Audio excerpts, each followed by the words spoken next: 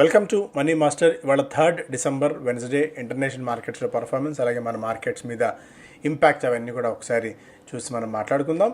Asian మార్కెట్స్లో trend అయితే కొద్దిగా మిక్స్డ్గా ఉంది. నికే 0.5% పైగా లాభాలతో ట్రేడ్ అవుతుంటే హాంకాంగ్ దాదాపు 1% మేర నష్టాలు, షాంఘై కూడా దాదాపు 0.25% మేర నష్టాలతో కొనసాగుతున్నాయి. నిన్న ముగిసిన అమెరికన్ మార్కెట్స్లో కూడా పాజిటివిటీ అయితే ఉంది. 0.25% నుంచి 0.5% మేర లాభాలతో డౌ జోన్స్, S&P అండ్ నాస్డాక్ ముగిశాయి. ఎందుకంటే ఇంకా వడ్డీ రేటు తగ్గిస్తారు ఇదే పాట సరిపోయింది. అంటే ఎప్పుడు తగ్గిస్తారో తెలియదు, తగ్గించినా దాని ఇంపాక్ట్ ఏ మేరకు మార్కెట్స్ మీద ఉంటుందో తెలియదు. కానీ ఇక తగ్గించబోతున్నారు, అదిగో వచ్చేస్తుంది అనే సరిపోతుంది. మార్కెట్స్ అంటే ఏదో ఒక పాయింట్ని అట్రిబ్యూట్ చేసుకొని అదే పట్టుకొని వేలాడుతూ మార్కెట్స్ కనిపిస్తున్నాయి. కాబట్టి సో అదేం పెద్ద మనకు ఒకవేళ 0.5% మేర వడ్డీ రేట్లు తగ్గించినా కూడా, ఈవెన్ ఒక 0.5% మేర వడ్డీ రేట్లు US తగ్గించినా కూడా అదేమంతా ఇక మార్కెట్స్కి రెవల్యూషనరీ చేంజ్ తీసుకొచ్చి ఇక ఆల్ టైమ్ రికార్డ్స్ వాళ్ళ మార్కెట్స్ మన మార్కెట్స్ వెళ్ళిపోయే సీన్ అయితే ఏం కనిపించట్లేదు. ఎందుకంటే ఇవన్నీ డిస్కౌంట్ చేసేసాయి ఫ్యాక్టర్స్. ఎప్పుడో ఏదో జరుగుతుంది చెప్పి జరిగిపోయిందన్న ఫ్యాక్టరింగ్ అయిపోయింది. కాబట్టి పెద్దగా మనం దాని గురించి వరింగ్ తీసుకోవాల్సిన అవసరం లేదు. మేబీ నీజర్క్ రియాక్షన్స్, అంటే ఒకవేళ ప్రకటన వచ్చిన తర్వాత కొద్దిగా 1 or 2 days ఆ రియాక్షన్స్ ఉండొచ్చు. కానీ బట్ ఓవరాల్గా ఈ 0.5% వడ్డీ రేట్లు తగ్గించడం వల్ల US ఇంకా పట్టుకోలేనంత స్థాయికి పెరగడం అని అనుకోవడం అయితే ఒక మతిమాలిన చర్య కూడా అవుతుంది. గోల్డ్ విపరీతంగా అయితే పెరుగుతుంది. 4,250 దగ్గర మళ్ళీ గోల్డ్ ట్రేడ్ అవడం చూస్తున్నాం. క్రిప్టోస్లో మళ్ళీ కొద్దిగా రెన్యూడ్ బయింగ్ ఇంట్రెస్ట్ కనిపించింది. అనూహ్యంగా దాదాపు 10 నుంచి 15% మేర మెజారిటీ ఆఫ్ ది కరెన్సీస్ అన్నీ కూడా, క్రిప్టో కరెన్సీస్ అన్నీ కూడా పెరిగాయి. అందులో బిట్కాయిన్ కూడా దాదాపు 10% దాకా పెరిగింది. ఆయిల్ $62 దగ్గర ట్రేడ్ అవుతుంది. Australia's economic growth misses estimates rising 2.1% in the third quarter. So ఇవన్నీ కూడా ఫస్ట్ ఇంటర్నేషనల్ మార్కెట్స్లో ఉన్న ప్రధానమైన అంశాల పరంగా చూస్తే, మన మార్కెట్స్ చూసే ముందు నిన్న కూడా అనుకున్నట్టు మేజర్గా నిన్న turn over point of view యాక్టివ్గా ట్రేడ్ అయిన స్టాక్స్లో బజాజ్ హౌసింగ్ ఫైనాన్స్, ఎందుకంటే పెద్ద ఎత్తున ఇది చేతులు మారాయి stocks, and HDFC bank, Wockhardt, Reliance, ICICI bank, Bharti Airtel, SBI లాంటివి మోస్ట్ యాక్టివ్ స్టాక్స్గా most turn over point of వ్యూలో. ఎందుకంటే అధిక టర్న్ ఓవర్ జరిగిన స్టాక్స్ ఇవన్నీ చూస్తే వాల్యూమ్స్ పాయింట్ ఆఫ్ వ్యూలో వొడాఫోన్ ఐడియా దాదాపు 65 కోట్ల షేర్లు చేతులు మారాయి నిన్న. వొడాఫోన్ ఐడియా, Bajaj housing finance, JP power, Yes bank, bank of Maharashtra, ఎందుకంటే ఇది ఆఫర్ ఫర్ సేల్ ఉంది కాబట్టి, GMR ఎయిర్పోర్ట్స్, కెనరా బ్యాంక్, ఇవన్నీ కూడా వాల్యూమ్స్ పాయింట్ ఆఫ్ వ్యూలో చాలా స్ట్రాంగ్గా ఉన్న వాల్యూమ్స్. బయింగ్ ఇంట్రెస్ట్ పెరిగిన వాటిలో నిన్న స్టాక్స్ చూడవచ్చు. బాలకృష్ణ ఇండస్ట్రీస్ చాలా స్ట్రాంగ్ బయింగ్ యాక్టివిటీ కనిపించింది. స్టాక్ జంప్ కూడా చూసాం. AkzoNobel, Birla soft, Schneider, Minda corp, C info, Natco pharma, ఇవన్నీ రెన్యూడ్ బయింగ్ ఇంట్రెస్ట్ కనిపించగా selling pressure 52-week high touch చేసిన స్టాక్స్ ఇవి. అందులో కెనరా బ్యాంక్, టాటా మోటార్స్, ఇవి ఏషియన్ పెయింట్స్ ఉండగా, సెల్లింగ్ ప్రెషర్ ఉన్న వాటిల్లో అడ్వెంట్ ఒకటి, Bajaj housing finance, Garden Reach ship builders ఒకటి, సారేగామా, అథర్ లాంటివన్నీ కూడా కొద్దిగా సెల్లింగ్ ప్రెషర్ ఎదుర్కొన్న స్టాక్స్ జాబితాలో మనకు కనిపించాయి. అండ్ ఈరోజు స్టాక్స్ పరంగా చూస్తేనేమో బన్సాల్ వైర్స్కి 202 కోట్ల రూపాయల మేర గజియాబాద్ ట్యాక్స్ డిపార్ట్మెంట్ నుంచి డిమాండ్ నోటీస్ ఒకటి వచ్చింది. నెస్లే ఇండియాకు 16-17 కోట్ల రూపాయల మేర చెన్నై GST డిపార్ట్మెంట్ నుంచి ట్యాక్స్ నోటీసులు అయితే వచ్చాయి. Maruti Suzuki one India one EV charging platform పేరుతో ఒక రెవల్యూషనరీ ఇది తీసుకురావాలి, ఎలక్ట్రిక్ ప్లాట్ఫామ్స్ని ఏర్పాటు చేయడంలో, ఛార్జింగ్ స్టేషన్స్ని ఏర్పాటు చేయడంలో అన్న ఒక కార్యక్రమాన్ని లాంచ్ చేసింది. వాళ్ళ గ్రాండ్ ఈవిటారాని లాంచ్ చేస్తూ ఉన్న సందర్భంలో మోతీలాల్ ఒస్వాల్ 300 కోట్ల రూపాయల వరకు సమీకరించబోతోంది. 30,000 NCDలను ప్రైవేట్ ప్లేస్మెంట్ ద్వారా జారీ చేస్తూ. అండ్ వొడాఫోన్ ఐడియా నిన్న క్లారిఫికేషన్ ఇచ్చింది. It has addressed the AGR issue in earlier disclosures and will update exchanges only further development ఏదైనా ఉంటే చేస్తామని చెప్పి వెల్లడించగా, సిఎట్ డిసెంబర్ 5వ తారీఖున భేటీ కాబోతోంది NCDల ద్వారా నిధులు సమీకరించే క్రమంలో. ప్యాలెట్ హోటల్స్ న్యూ ప్రీమియం బ్రాండ్ని లాంచ్ చేసింది, అతివా హోటల్స్ అండ్ రిసార్ట్స్ పేరుతో. ఇందులో ఈ 6 హోటల్స్లో 900 కీస్ ఉండబోతున్నాయి. క్వాలిటీ పవర్కి కాయిల్ ప్రోడక్ట్స్ సరఫరా చేసేందుకు దాదాపు 14 కోట్ల రూపాయల మేర ఆర్డర్స్ వచ్చినట్టు వెల్లడించింది. సో ఇవి ప్రధానంగా వార్తలు. ఇక మీషో, అక్వేస్, విద్యా వైర్స్ ఇవన్నీ కూడా IPOకి వస్తున్న సంగతి మనకు తెలుసు.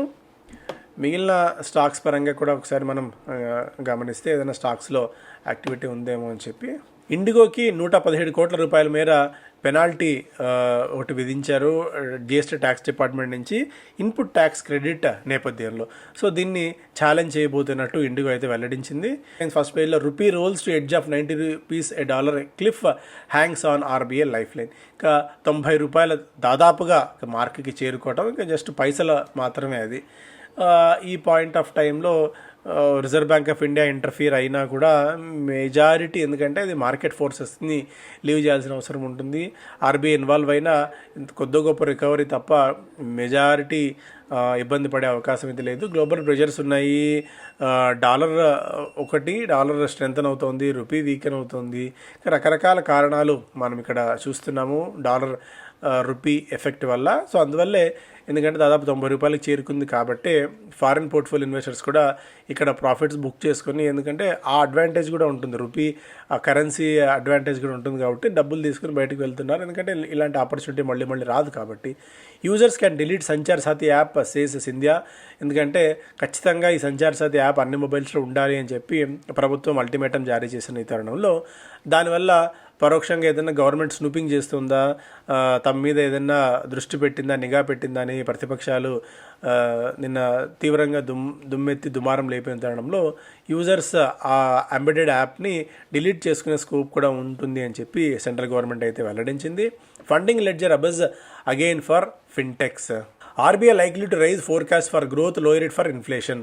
ఇక్కడ వ్యూస్ డివైడెడ్ అనే పాసిబుల్ రేట్ కట్ చేస్తారా లేదా అన్నది మిక్స్డ్ ఒపీనియన్స్ ఉన్నప్పటికీ కూడా ఈ పాయింట్ ఆఫ్ టైంలో అన్లీస్ ఎక్స్పెక్ట్ ఇన్ఫ్లేషన్ ఎస్టిమేట్ 1.8 నుంచి 2% మేర ఉండే అవకాశం ఉండగా గ్రోత్ ఫోర్కాస్ట్ 7% పైగానే ఉండే ఛాన్సెస్ ఉన్నాయన్నట్టుగా కూడా మెజారిటీ ఆఫ్ ది ఎక్స్పర్ట్స్, ఎకానమిస్టులు అంతా కూడా భావిస్తూ ఉన్నారు. రిజర్వ్ బ్యాంక్ ఆఫ్ ఇండియా ఈ ఫోర్కాస్ట్ని పెంచవచ్చు, గ్రోత్ ఫోర్కాస్ట్ని పెంచవచ్చు అనేది కూడా. ఎందుకంటే మొన్న కూడా మనం చూసాం 8% పైగా జీడిపి ఒక క్వార్టర్లో వృద్ధి రేటును నమోదు చేయడం. అండ్ చాలా ఫ్యాక్టర్స్ మనకి పాజిటివ్గానే ఉన్నాయి. అయితే మొన్న జిఎస్టీ అనుకున్నందుకు జిఎస్టీ 2.2 నేపథ్యంలో జిఎస్టీ వసూళ్లు కొద్దిగా తగ్గినప్పటికీ కూడా దాని ఇంపాక్ట్ ఎక్కువ కాలం ఉండే అవకాశం అయితే లేదు, వాల్యూమ్స్ బాగా పెరుగుతాయి కాబట్టి. Nifty likely to rise 13% in 2026 from here on. So Nomura అంచనాల ప్రకారం నిఫ్టీ ఇక్కడి నుంచి కూడా 2026లో 13% మేర రిటర్న్స్ ఇచ్చే అవకాశం ఉంది అని చెప్పి దాదాపు 23,300 టార్గెట్ని ఇచ్చింది. వాల్యుయేషన్ కంఫర్ట్ ఒకటి, మ్యాక్రోస్ కూడా చాలా స్టేబుల్గా ఉన్నాయి. ఇవన్నీ కూడా బాగా కలిసి వచ్చే అంశాలు అని చెప్పి భావిస్తూ వేక్ఫిట్ డిసెంబర్ 8వ తారీఖు నుంచి ఐపీఓ ప్రారంభం కాబోతుంది. 1,300 కోట్ల రూపాయల వరకు దీని ద్వారా సమీకరించే ఆలోచనలో కంపెనీ ఉంది అన్నట్టుగా కూడా 185 నుంచి 195 రూపీస్ ప్రైస్ బ్యాండ్ని వీళ్ళు ఫిక్స్ చేశారు. మారుతి 1,00,000 ఈవీ ఛార్జర్స్ స్టేషన్స్ని లాంచ్ చేయబోతోంది. ఈవీటార్ల లాంచ్ నేపథ్యంలో దీనికి మరింతగా గ్రిప్ ఇచ్చేందుకు, మరింతగా దీని పట్టు ఇచ్చేందుకు బిజినెస్ స్టాండర్డ్ ఫస్ట్ పేజ్లో సంచార్ సార్చి can be deleted, flag pending deregulation issues, cabinet secretary tell states India Russia may cut duties ease barrier. So మనకి పుతిన్ గారు ఇండియా రాబోతున్న తరుణంలో మరింతగా మన ఇద్దరి మధ్య, రెండు దేశాల మధ్య సయోధ్య కుదిరే అవకాశం ఉంది. అండ్ ఈవెన్ వీలైతే వీసా ఫ్రీ ట్రావెల్ని ఇవ్వడంతో పాటు మరింతగా ట్రేడ్ బ్యారియర్స్ని కూడా తగ్గించుకోవాలన్నట్టుగా కూడా ఒక అప్డేట్ని ఉండవచ్చు. మనం ఏఆర్ఏఎస్ Apple Inc hands baton to Bengaluru graduate Amar Subrahmanya. తను యాపిల్కి సంబంధించిన ఏఐ విభాగాన్ని మొత్తం చూడబోతున్నారు. బజాజ్ హౌసింగ్ ఫైనాన్స్ నేను 7% మేర వీక్ అయింది, బికాజ్ ట్రేడ్ యాక్టివిటీ చాలా జరిగింది. యాక్జోనోబెల్ రెగ్యులర్ వాల్యూమ్స్తో పోలిస్తే దాదాపు 70 రెట్ల అధిక వాల్యూమ్స్తో స్టాక్లో నిన్న 6% దాకా జంప్ చూసాం. Clean science technology all time లో హిట్ చేసింది నిన్న 897 దగ్గర. అలాగే Nifty bank rejig trims HDFC and ICICI heft both to see outflows of over $300 million each. Shares fall 1.2%. కొత్తగా మనకి ఎస్ బ్యాంక్ అలాగే ఇంకొక 2 షేర్స్ కూడా ఇందులో చేరబోతున్నాయి. కొత్తగా 2 components like Yes Bank and Union Bank కూడా చేరబోతున్నాయి. సో ఈ 2 స్టాక్స్లో కూడా మనం యాక్టివిటీ గమనించే ఛాన్సెస్ ఉన్నాయి. ఎందుకంటే వీటిలో ఎలా అయితే అవుట్ఫ్లో ఉంటుందో నెగిటివ్ ఫ్లో, వీటిలో కొద్దిగా పాజిటివ్ ఇన్ఫ్లో ఉండే ఛాన్సెస్ ఉన్నాయి. అండ్ ఎస్ బ్యాంక్ అండ్ యూనియన్ బ్యాంక్ కూడా కొద్దిగా మనకి ప్రామిసింగ్ బెట్స్కే కనిపిస్తుంది. ఎందుకంటే జపనీస్ బ్యాంక్స్ అందులో ఇన్వాల్వ్ అయి ఉన్నాయి, వాటి మేనేజ్మెంట్ కంట్రోల్ కూడా తీసుకున్నాయి కాబట్టి ఎస్ బ్యాంక్ని కూడా మనం లాంగ్ టర్మ్ దృష్టిలో పెట్టుకుని కన్సిడర్ చేసే స్కోప్ ఉంటుంది. సో ఇవి ప్రధానమైన వార్తలు. అలాగే మనకు 10వ తారీఖు నుంచి 100 days మెంటార్షిప్ ప్రోగ్రామ్ ప్రారంభం కాబోతుంది. ఒక ప్రొఫెషనల్ ట్రేడర్ కావాలనుకున్న వాళ్ళందరికీ ఉపయోగపడే అంశాలు ఇవి. వెరీ బేసిక్స్, అసలు స్టాక్ మార్కెట్ అంటే ఏంటి, ఇది ఎలా వర్క్ అవుతుందన్న ప్రాథమికమైన అంశాల నుంచి హెడ్జింగ్ పెట్టుకుని ఎఫ్ఎండో ఎలా చేసుకోవాలన్న అంశాల వరకు అన్నీ నేర్చుకుంటారు. సో తర్వాత నేర్చుకున్న తర్వాత మీరు దాన్ని ఏ విధంగా యూటిలైజ్ చేసుకుంటారనేది మీ రిస్క్ రివార్డ్ రేషియోని బట్టి, మీ రిస్క్ టేకింగ్ ఎబిలిటీని బట్టి అవన్నీ కూడా ఆధారపడి ఉంటాయి. సో ట్రేడింగ్ని ఇక్కడ ఎంకరేజ్ చేస్తున్నామా, ఎఫ్ఎండోని ఎంకరేజ్ చేస్తున్నాం అనేది కాదు. మార్కెట్స్లో మీరు నేర్చుకోండి. నేర్చుకున్న తర్వాత మీ కంఫర్ట్ జోన్ని బట్టి మీరు ట్రేడర్ అవుతారా, ఇన్వెస్టర్ అవుతారా, రెండు అవుతారా అనేది మీ ఆ తర్వాత మీ కంఫర్ట్ జోన్ బట్టి మీరు తీసుకునే అవకాశం ఉంటుంది. బట్ సబ్జెక్ట్ నేర్చుకోండి అనేది అయితే మేము చెప్పే అంశం. మరిన్ని వివరాలు ఈ నెంబర్కి మీరు వాట్సాప్ చేస్తే మీకు వివరాలు తెలుస్తాయి. Thank you so much.